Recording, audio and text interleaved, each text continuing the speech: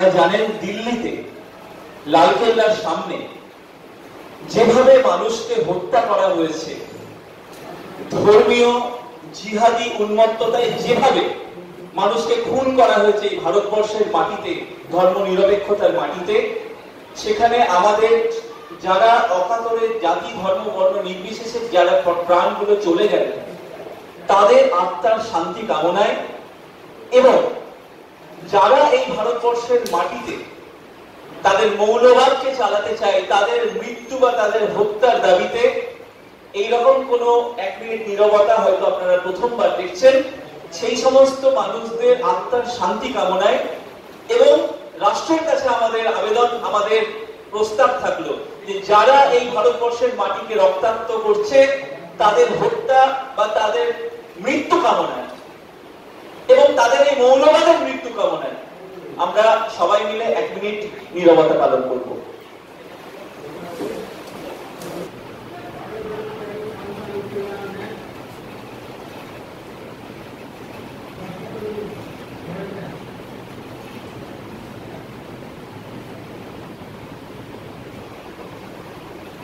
সবার আগে একটা অনুরোধ করবো আপনাদের প্রত্যেককে, আমার সমস্ত বন্ধুকে, আমি কিছু ছবি তুলে ধরছি আপনাদের সামনে ঠিক 10 সেকেন্ডের জন্য। আপনাদের কাছে অনুরোধ, আপনারা হাত তুলে জানাবেন যে মুখগুলো আমরা তুলে ধরলাম এদেরকে, এই নরপিশাচ জানোয়ারদেরকে কারা কারা চেনেন না একটুখানি হাত তুলে জানাবেন। এই নরপিশাচ জানোয়ারদেরকে এবং যারা বলে যে মৌলবাদ সন্ত্রাসবাদ অশিক্ষার আড়ালে বেড়ে উঠছে, তাদের জানা দরকার ওসামা বিন লাদেন যেমন ইঞ্জিনিয়ার ছিল, এই নরপিশাচ পশ্চাধনগুলো কিন্তু ডাক্তার। তো এই জানোয়ারগুলোকে কারা কারা চেনেন না দয়া করে একটুখানি হাত তুলে জানাবেন। আপনি এই জানোয়ারদেরকে চেনেন না? হাত তুলেছেন কেউ? একজন চেনেন না আপনি? তো আচ্ছা, আমরা জানিয়ে দিচ্ছি। তো যিনি চেনেন না তাকে একটুখানি জানিয়ে দিচ্ছি যে এরা আমাদের ট্যাক্সের টাকাতে ভারতবর্ষে থেকে ধর্ম নিরপেক্ষতার আড়ালে মুসলিম মৌলবাদকে পোষণ করছে। এবং মুসলিম মৌলবাদ, দেখুন, আমাদের কাছে জাতি ধর্ম বর্ণ নির্বিশেষে সব সম্প্রদায়কে আমরা সমান মনে করি এবং সারা পৃথিবীর কাছে একমাত্র ভারতবর্ষে এই বার্তা দিতে পেরেছে। আমরাই প্রথম বলেছি বসুধৈব কুটুম্বকম, কিন্তু আজকে এই ভারতবর্ষের মাটিকে যেভাবে সাম্প্রদায়িক উন্মত্ততার কাজে ব্যবহার করা হচ্ছে, আমরা এই সাম্প্রদায়িকতার সমূলে বিনাশ চাই। এবং এরা ডাক্তার।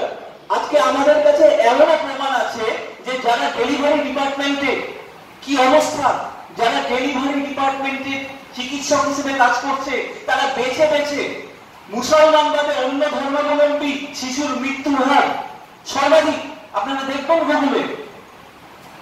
এবং একজন ডাক্তার, সে কিনা বিষ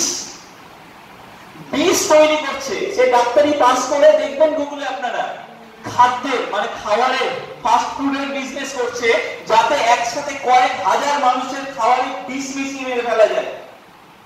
এবং যে বিস্ফোরণ হয়েছে, যারা যারা যুক্ত আছে তারা প্রত্যেকে ডাক্তার এবং তারা, আমরা একবারও বলিনি সমস্ত মুসলমান সন্ত্রাসবাদী, আমরা বলিনি, এটা হতে পারে না কোনোদিন। রাম রহিমের দেশ, একটি ব্লাড ডোনেশন ক্যাম্প করলে কখনো আমরা বলতে পারি না সেই মানুষটা, সেই স্যাম্পলটি হিন্দু মুসলমান শিখ জৈন না বৌদ্ধ। কিন্তু এটা অত্যন্ত বিস্ময়কর যে যে সন্ত্রাসবাদীরা পাকিস্তান, ভারতবর্ষ, বাংলাদেশ, যেখানে যেখানে মানবতাকে হত্যা করছে, তাদের মধ্যে 99% একটি নির্দিষ্ট ধর্মাবলম্বী মুসলমান সম্প্রদায় থেকে আসছে। ফলে আজকে ভারতীয় মুসলমানদেরকেই দায়িত্ব নিয়ে তাদেরকে সঠিক পথে আনতে হবে।